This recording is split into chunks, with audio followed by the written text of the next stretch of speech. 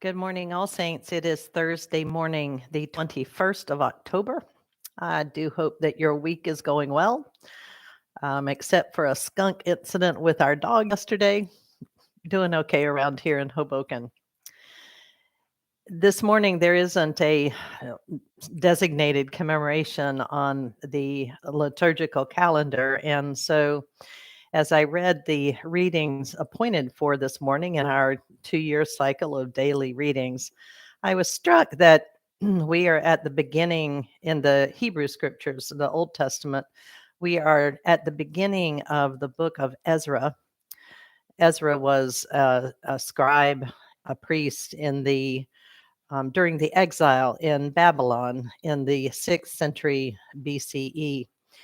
And the very beginning of the book of Ezra talks about how Nebuchadnezzar and the Babylonians had been defeated by Cyrus of Persia. And interestingly, Cyrus is called a Messiah, an anointed one, anointed of God, as one who was going to free the people held in bondage and send them back to Jerusalem. So the book begins, and I just want to read a little bit of this that's designated for this morning. Sorry about that. In the first year of King Cyrus of Persia, in order that the word of the Lord by the mouth of Jeremiah might be accomplished, the Lord stirred up the spirit of King Cyrus of Persia, so that he sent a herald throughout all his kingdom, and also in a written edict declared, "Thus says King Cyrus of Persia, the Lord, the God of heaven, has given me all the kingdoms of the earth, and he has charged me to build him a house at Jerusalem in Judah. Any of those among you who are of his people, may their God be with them, are now permitted to go up to Jerusalem and Judah and rebuild the house of the Lord, the God of Israel. He is the God who is in Jerusalem. And let all survivors in whatever place they reside be assisted by the people of their place with silver and gold, with goods and with animals, besides free will offerings for the house of God in Jerusalem. The heads of the families of Judah and Benjamin, and the priests and the Levites, everyone whose spirit God had stirred, got ready to go up and rebuild the house of the Lord in Jerusalem. All their neighbors aided them with silver vessels, with gold, with goods, with animals, and with valuable gifts, besides all that was freely offered. King Cyrus himself brought out the vessels of the house of the Lord that Nebuchadnezzar had carried away from Jerusalem and placed in the house of his gods."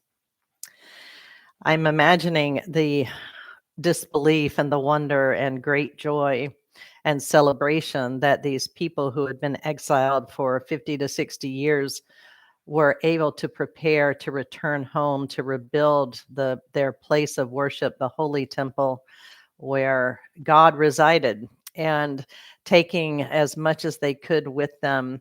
And it's very different circumstances, but as we begin to think about returning to indoor worship, which you will hear more about in the coming weeks, there is a sense of coming back to a place that we have longed for, and also of wondering, what will it be like? Will we will it be will we have all the same people? Will some decide to remain in exile? Will some have fallen away, not in exile, but metaphorically exile? Will some have moved away? Will some choose not to return? And then what about the new ones who have joined us? What's the contribution that they will bring to our common life once we are gathered fully together as a worshiping community? And this is in no way to dismiss the fact that we have been worshiping both online and in person for the past almost 20 months, and it has been an extraordinary experience to witness the faithfulness of those who have continued to show up and to take part in the life and ministry of All Saints. But this returning to the place of our worship and wondering how it gets rebuilt with pieces old and new, and what that's going to look like. And to me, it is an exciting time. It's an exciting time to imagine what worship and our life together can be, might be, with God's help. So If you have a moment, go take a look at the beginning of the book of Ezra and begin to imagine what the weeks and months ahead might look like as we return to our beloved building at the corner of 7th and Washington. Well, I hope I'll see you on Sunday morning on the lawn at Holy Innocents. It is a little chilly in the mornings these days, so bundle up a bit and bring a blanket if you want. And we will have children's church during the service this week. So do bring the children, and we look forward to seeing you then.